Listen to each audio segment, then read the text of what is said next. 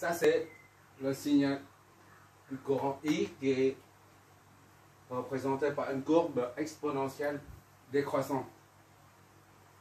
Et là, on va essayer de tracer cette courbe représentative de la fonction Vt, c'est-à-dire la tension aux bornes du condensateur. On y va quand t tend vers plus infini, ici, là. Quand t tend vers plus infini, et bah, moins 3000 et plus infini, ça fait moins l'infini. Et exponentielle de moins l'infini, c'est 0. Donc, Vt est égal à 1. 1 fois moins 0, c'est 1. 1, c'est ici. Voilà. Et quand tu tends vers 0, 0, ça fait tout ça, ça fait 0. Exponentielle de 0, ça fait 1. 1 moins 1, ça fait 0. C'est ici. Donc la courbe, elle fait comme ça. Ça, c'est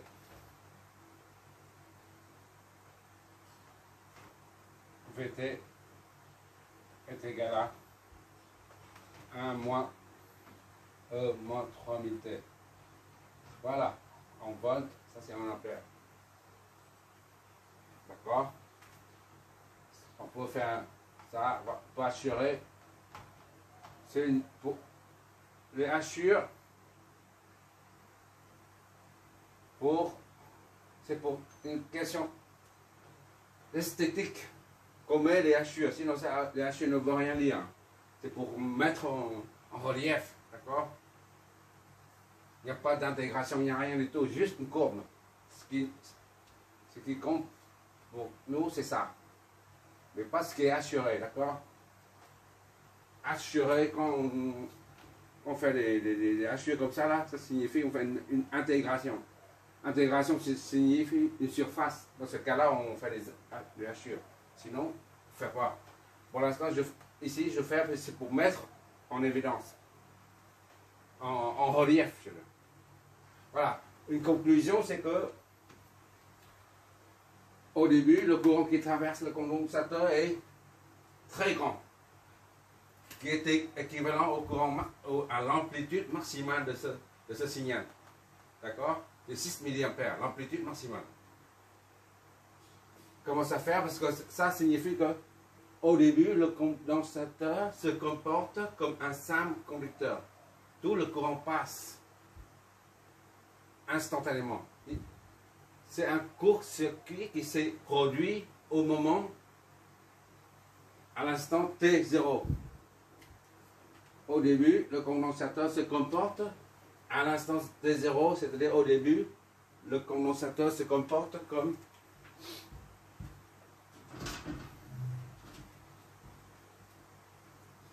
un court-circuit qui se produit à ces bornes, comme ça. D'accord?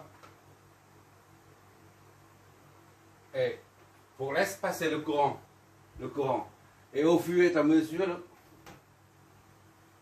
que le courant passe, au début, au fur et à mesure que le courant passe, les charges s'accumulent.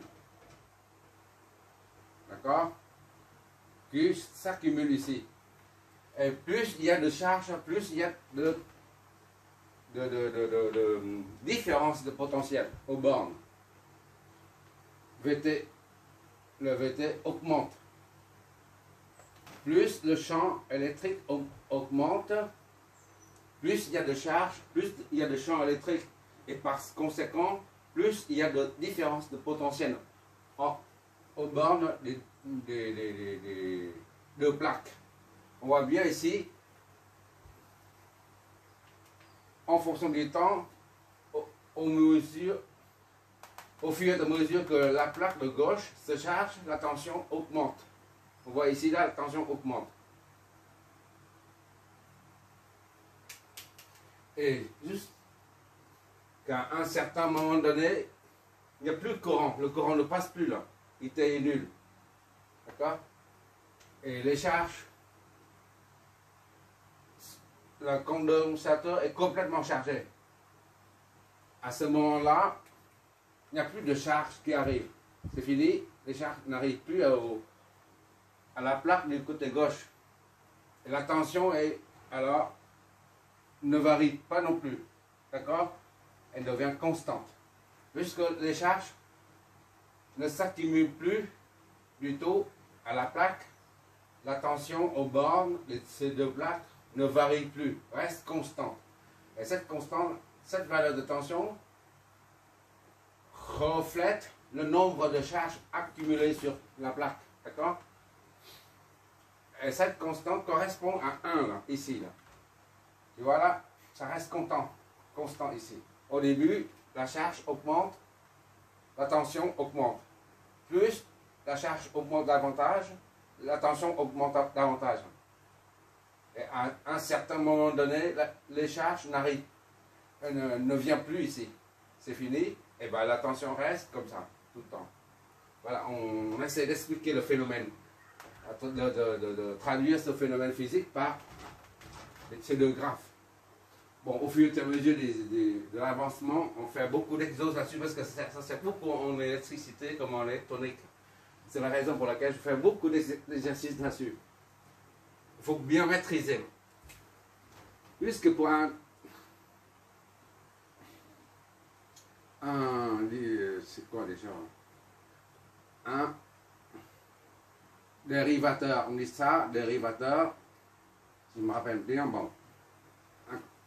Un condensateur et une résistance.